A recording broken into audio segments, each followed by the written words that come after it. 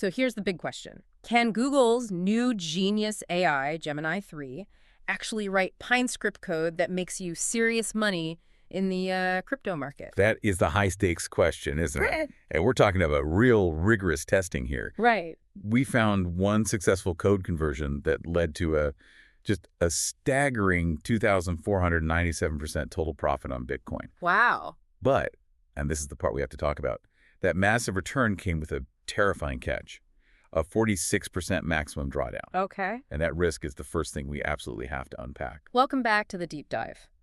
Today, we are really trying to shortcut your path to being well-informed about AI and algorithmic trading. Our source material is this meticulous multi-test analysis, and it's focused solely on Gemini 3's capability with PineScript. That's the core language for TradingView. Yeah, and our mission today is just clarity. We want to show you exactly where the AI's new deep thinking abilities really shine. Okay. Like converting a visual indicator into an automated backtestable strategy. It's amazing at that. And critically, we're going to show you where it fails. I mean, where it fails spectacularly. Such a... When it tries to invent a new strategy from scratch or, fix a fundamentally flawed financial idea. Okay, let's start under the hood then. I mean, the chatter is that Gemini 3 is a huge step up from older models. For someone who might just be using, say, standard ChatGPT-4, what's the core shift here? What makes this new model so relevant? It's all about what they call reasoning abilities. The older AIs, they essentially looked at a prompt and tried to jump straight to the answer. They were just guessing. They were guessing. And sometimes, very accurately. Like a high school student skipping the work to just circle the multiple choice answer. Exactly. The new AI, Gemini 3, it actually pauses first. It writes an internal plan before it generates the final output. A plan. They call it deep thinking. It makes the AI agentic, which just means it constructs this precise, step-by-step list of what it needs to do.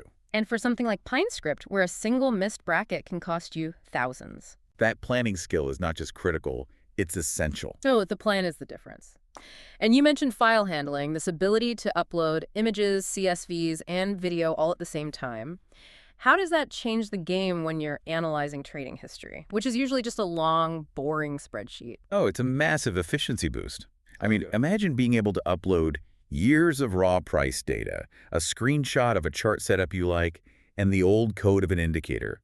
All at once. All at once. The AI saves you hours of trying to explain all these visual concepts just through text. Which brings us to the famous context window, the memory. Can you define that simply for us? The context window is basically the AI's short-term memory. It's how much information it can hold at one time in a conversation without, forgetting what you said at the beginning. So if a competitor like Claude can hold maybe a medium-sized book's worth of info. Gemini 3 is carrying around a massive library. We're talking up to 2 million tokens. 2 million. It is a truly staggering amount of information. 2 million tokens, though. I mean, that sounds like massive overkill for trading data. Was that huge memory capacity actually necessary in these PineScript tests, or is it more of a flex? It's a great question. For short scripts, no, it's not strictly necessary. But what it fundamentally unlocks for traders is huge. You can feed the AI 10 years of minute-by-minute price data without it forgetting the start. And that's vital for spotting those long-term macro trends that really impact your profit. So if we connect this to the bigger picture, it just means the AI can absorb way more granular history to inform its coding decisions. Precisely. It gives the AI more data points to work with for that internal plan we talked about. Let's move to the success story then. Test 1, converting an indicator into a full strategy. First, what's the actual difference between an indicator and a strategy? It's pretty simple. An indicator is just informational. It shows you arrows or lines on the chart based on some math. It's visual guidance. Okay. But a strategy lets you automate those decisions. And this is the crucial part. It lets you do backtesting. Running the system against historical data to see how it would have performed. Exactly. The testing process here, it really highlights the rigor you need. It wasn't just dumping a file in. The prep was intense. You had to get clean CSV price data, use that mandatory ISO time format, and critically turn off every single other indicator on the chart before exporting. Oh, that level of rigor is just non-negotiable. If you have messy data going in, you get unusable code coming out. But what's fascinating is the prompt they used. They gave Gemini a specific role expert PineScript coder, a really clear task, and extremely strict rules. And these rules ensured a dose of realism, right? setting initial equity at $1,000, mandating 100% equity usage, and forcing in a realistic 0.1% commission fee on every trade. And the AI handled it all perfectly. It wrote a usable, compliant script. The numbers on Bitcoin were just immense. The BTC results showed a total profit of 2,497%. Yeah. You see that number, and you immediately think you've cracked the code. This is where we have to pause. The massive asterisk here is the max drawdown. It hit 46%. And we need to linger on that because drawdown is that scary number. It's what separates academic success from real-world trading. Right. Explain drawdown again, just really clearly. Drawdown is the largest peak-to-trough drop you experienced. So if your $10,000 account hit a high point of, say, $20,000, Okay. a 46% drawdown means that $20,000 balance later dropped all the way down to $10,800 before it recovered. That kind of volatility is just devastating for a person. And the risk profile got even more terrifying with something like Solana. The profit there soared to 50,000%, but the drawdown ballooned to 66%. Yeah. Wait, 66%? That's not a dip. That's blowing up most trading accounts. Yeah. Is the AI just endorsing high-stakes gambling? Well, the AI is simply following the math of the indicator perfectly. It doesn't care about the emotional or practical consequences of that volatility.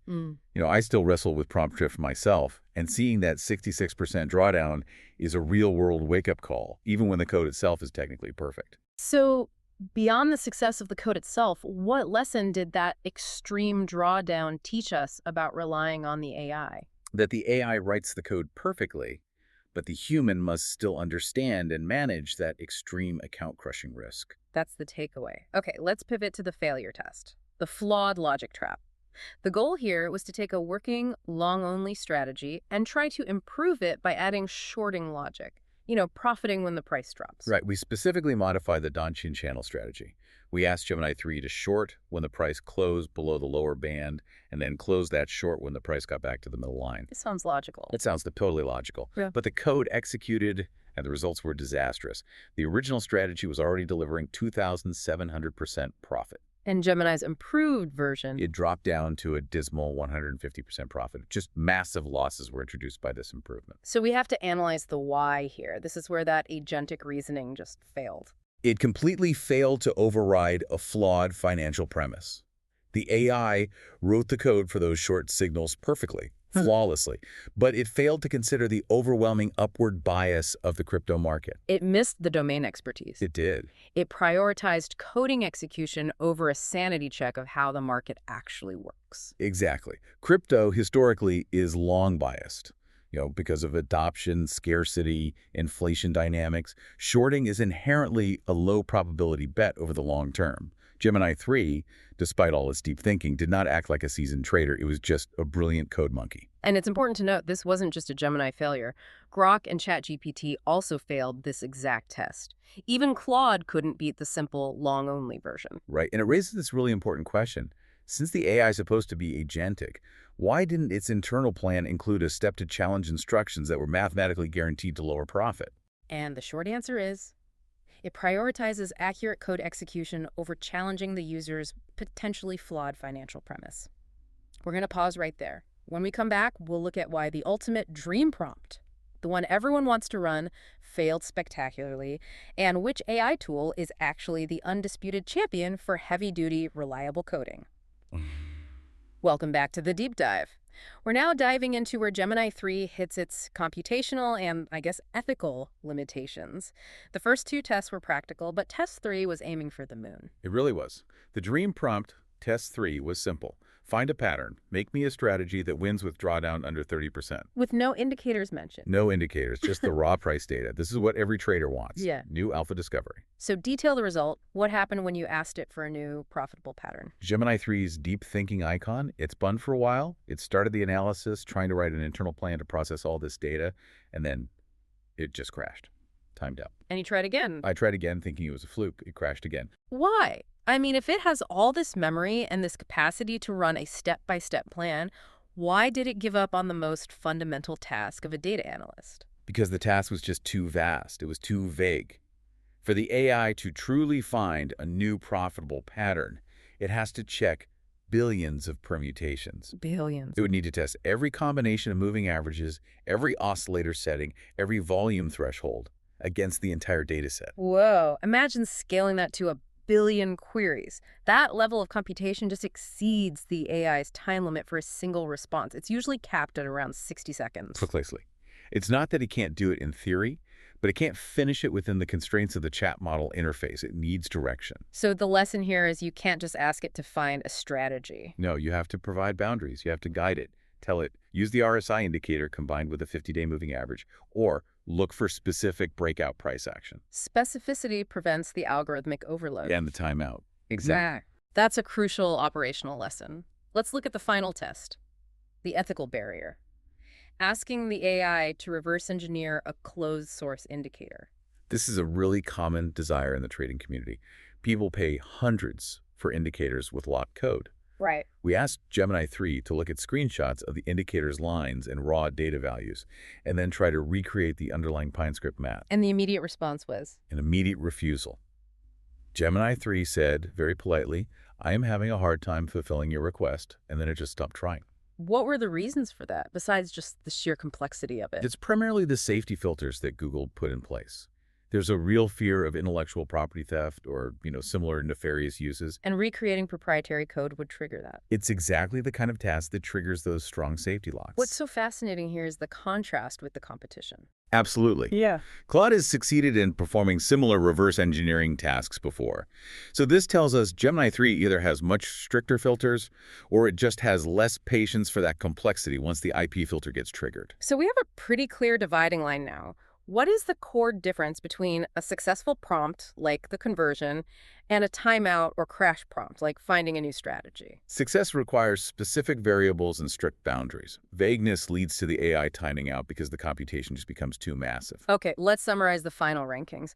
After all this testing conversion, flawed logic, vague tasks, where do the three major AI players stand for PineScript crypto coding? Yeah, we have a clear hierarchy for utility here. Start with Gemini 3, our focus today. Gemini 3 is best for absolute beginners and for simple indicator conversions. The pros? It's fast, the interface is clean, and that multi-file upload is superb. And the cons? The cons, it gives up too easily on hard tasks and just has poor endurance for that long computational deep thinking. And Grok is the tool for analyzing real-time news.